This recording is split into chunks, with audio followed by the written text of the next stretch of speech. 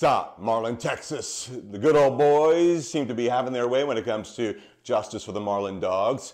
This dog shelter there, as I've been telling you about, shut down at least temporarily. There's some good news right now to come out of the tragedy. The first dog to survive this nightmare, Mary Frances, ready to be adopted. She was the last to leave, first up for adoption, gained 14 pounds.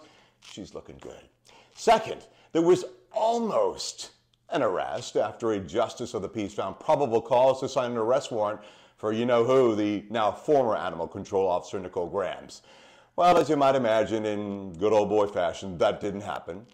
That justice of the peace apparently then had to be hospitalized, but was rumored to be having lunch with a judge before that hospital visit. You know where I'm going with this one? Right. No arrest warrant for the animal control officer signed. Keep in mind, this young woman, Nicole Grams, was responsible for the shelter and the dogs, and look what happened.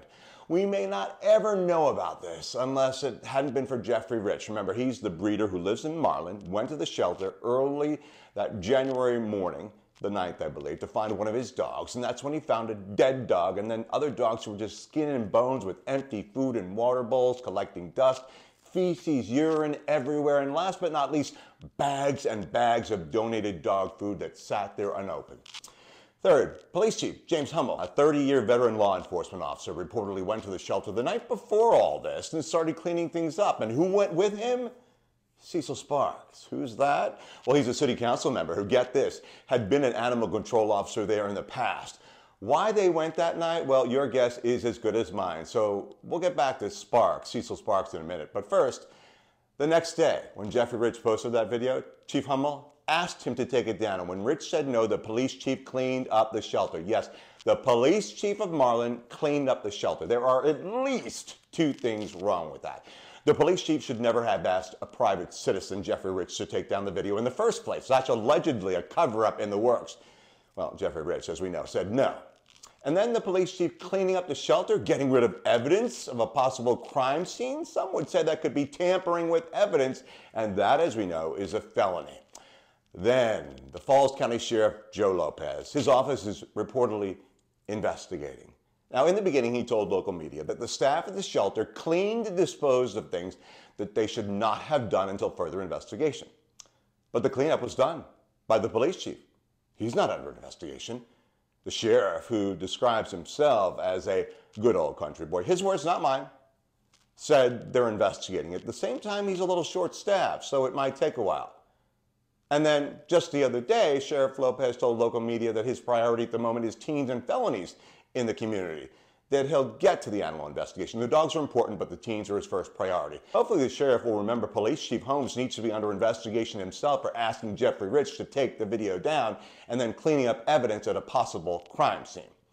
And now back to Marlin City Council member Cecil Sparks, the man alleged to be with the police chief the night before the deadly discovery.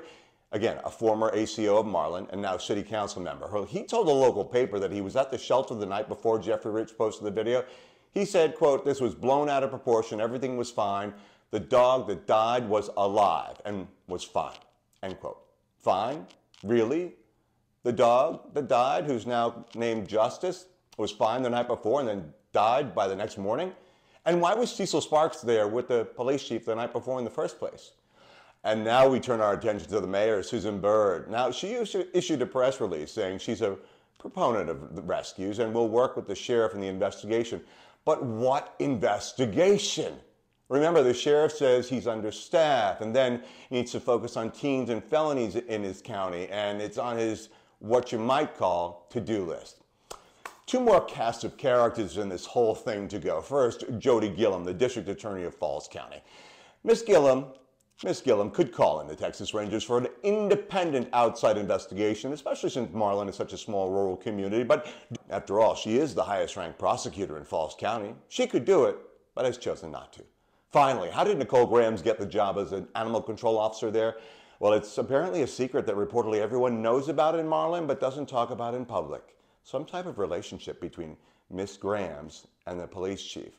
We're talking about Candace Grams, the mother of Nicole Grams, the former animal control officer, right? Well, Candace Grams is a former county employee convicted of stealing nearly $300,000 from the county. She could have served 10 years behind bars. Instead, she paid some fines and she's now on 5 years probation. So right now, the good old boys thought this would be swept under the rug. Well, people there are working hard. The animal advocates protest every Saturday at 10 a.m. 2 petitions going national, one with more than 14,000 signatures. Yet again, no one arrested yet, though it appears Nicole Graham's, we don't know if she'll be arrested or not, Depends upon the justice of the peace and lunch and hospitals and judges. So unlike many of the dogs, this story is staying alive because of people like you, watching, sharing, the people of Marlin, animal lovers and advocates from all over. So what can you do now? Okay, head to the website, justiceformarlindogs.com. You can also join the public Facebook group, Marlin Texas Shelter Uncensored, and or the private Facebook group, Justice for the Marlin Dogs. And for pups like Justice there, let's not make sure he and the countless other dogs, however many there may have been, who died in vain. Stay tuned.